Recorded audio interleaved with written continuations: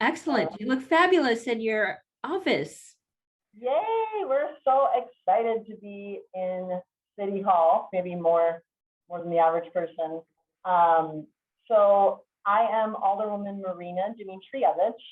I see a few names here that I recognize and many new faces. We are in City Hall. We're also celebrating, other way. We're also celebrating Pride Month here in our office. And I represent the South Side and Bayview neighborhoods, also including the Cresol corridor, Ohio, Ohio Park, and Polonia, Morgandale, to name a few. You may know me because I was on the county board for many, many years, so I bring the county government experience here, but a new, fresh, hopefully, type of leadership, the council and my district. So I just wanted to give a proper hello and introduction. And I want to thank you all for inviting me to be here. And you've had 2 very full days of information. I'm just here to put a fine point on a few items that were discussed, and hopefully from a different perspective, an elected perspective. Now, being elected is obviously an honor, but more importantly, I see myself as a voice of our neighbors. I live in my neighborhood. I went to Bayview High School, and I'm raising a 2- and 5-year-old. So I mostly can be found not in City Hall, but as I just saw Caressa the other day, usually pushing a wagon or riding a bike with a giant trailer, hauling my kids around, which is how we organize our city and plan and are hopefully visionary and safe and peaceful and inviting and inclusive, and all those great things are important to me. Because I can never, while I'm an alderwoman, I'm always first and foremost a mother. So with that lens, I want to tell a quick story. Many of you are organizers, have organized, and I just want to really uplift how valuable your voices and work are. I want to tell a story really quick about a woman. This is literally happening right now. Her name is Danielle, and it talks about active streets. As you may or may not know, I'm the author of our Active Streets program, really designed 2 times we authored it because we had to approve it and extend it. It seems like it's been known for businesses and parklets, which are super exciting, and we can talk more about that.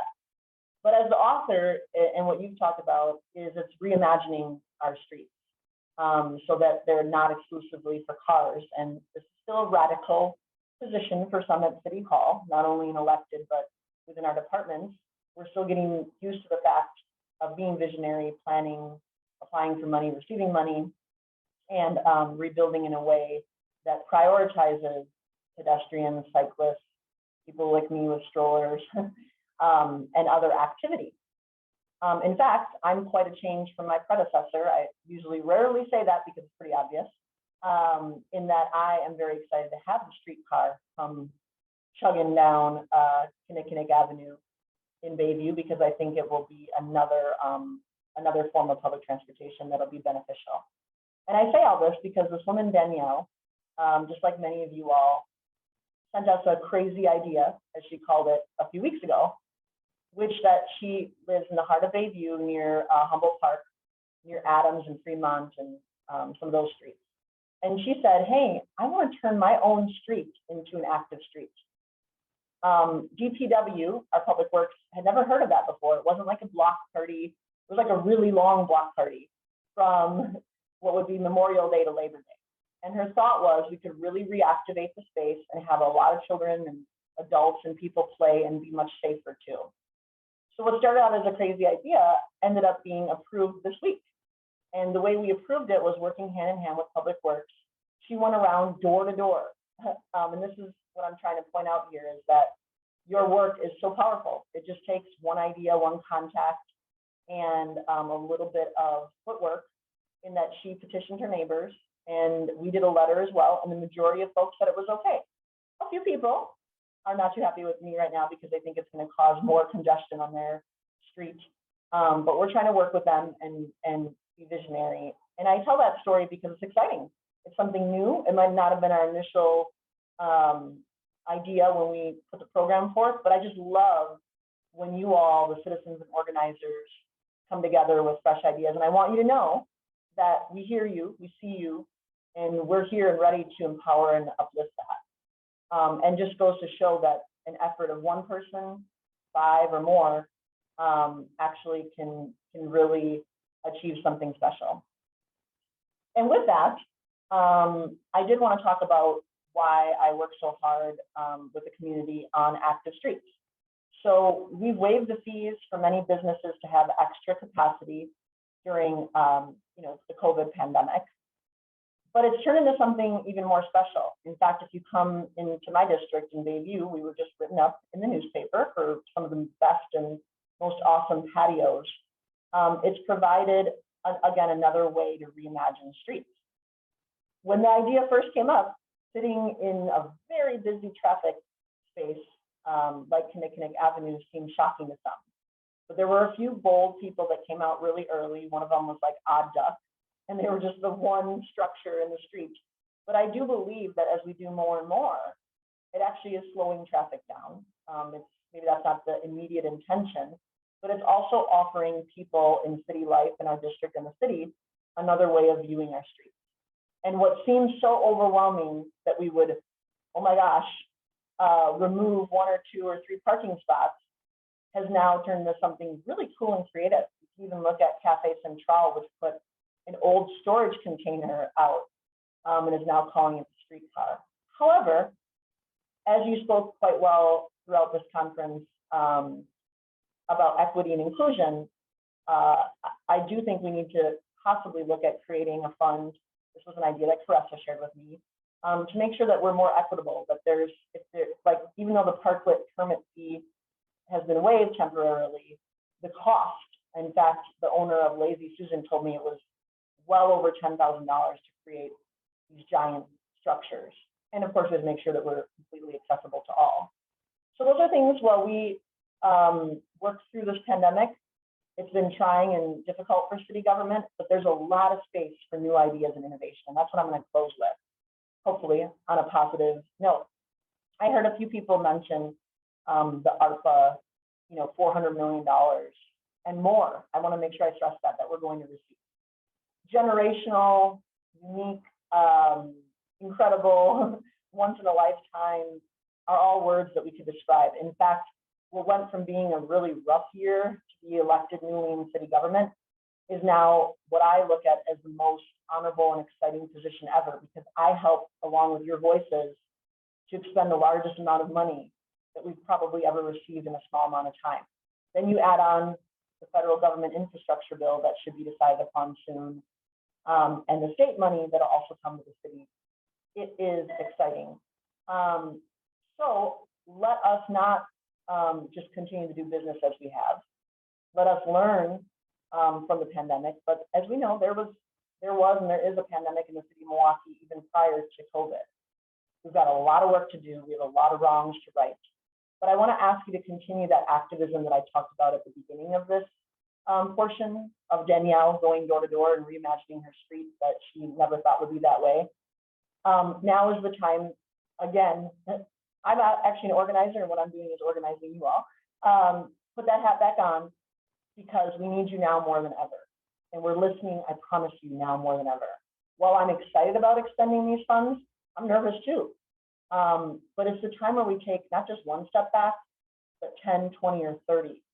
And we ask those big meta questions, not just what this parklet might look like or the street. What kind of city do we want to live in? Back to my children that are 2 and 5. I hope that they're in a city where literally every citizen, every resident, every child could access a bike if they wanted one and own it, could have a safe bike lane in front of their house, could not see reckless driving. I could go on and on and on. And what do we do now with this money to build that infrastructure? Let's fill out the survey. I realize there's a lot of surveys, but I promise you we're looking at it, because we really want your guidance now more than ever. But we also want your big ideas. Danielle, who closed her street down for the entire summer, and in a way of using the, the block party permit, I'm glad she brought that up. Send us all of the ideas, all of your visions for a better city for all of us, because now is the time more than ever where I actually feel like we can achieve it together. The link is in the chat box. Excuse me. And I want to thank you for your time, your work. And I do another call to action that we do need you now more than ever, because that's a lot of money. And it's not just about coming out of the pandemic. It's about rebuilding us stronger than we ever were before, and taking risks, being innovative, and doing things that we might not have had the guts or the resources to do. And when it comes down to safety and traffic and bicycle and everything that we talked about here, now's the time. I think we can do it if we do it together. So I'm available for questions if anybody has questions.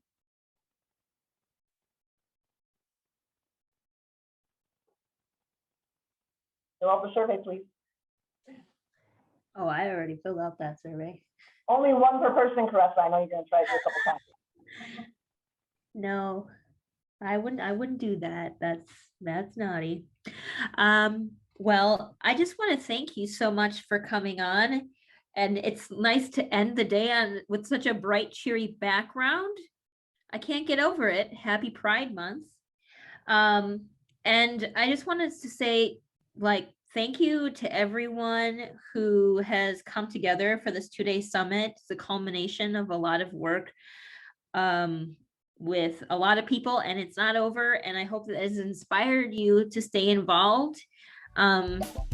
I am available. You can email me, contact me anytime. The City of Milwaukee's Bike Pedestrian Task Force every first Wednesday evening, starting at 4 o'clock. You can come and bug me there. Yeah, thanks to our interpreters. Thank you, Shannon and Jill. Thanks to Tina and Sylvia, our Spanish translators. Wow, what a heck of a job. So, and oh, of course, thanks to the last presenters of the day. I didn't even say formally thank you, but you all are a treasure. I love all of you. Peace and love. Take care of yourself, and we'll see you on the other side. Bye. Hey, Marina.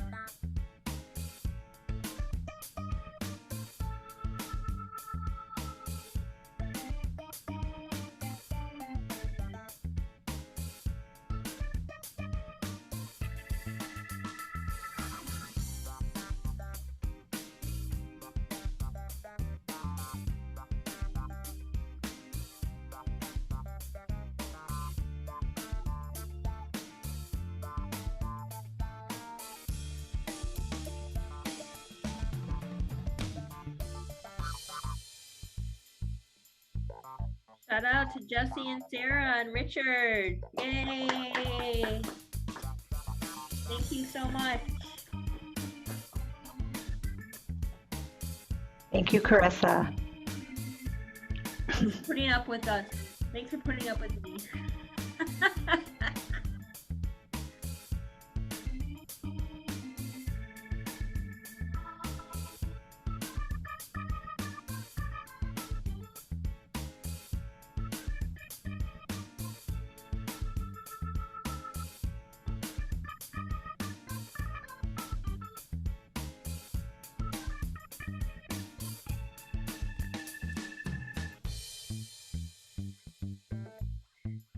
Mr.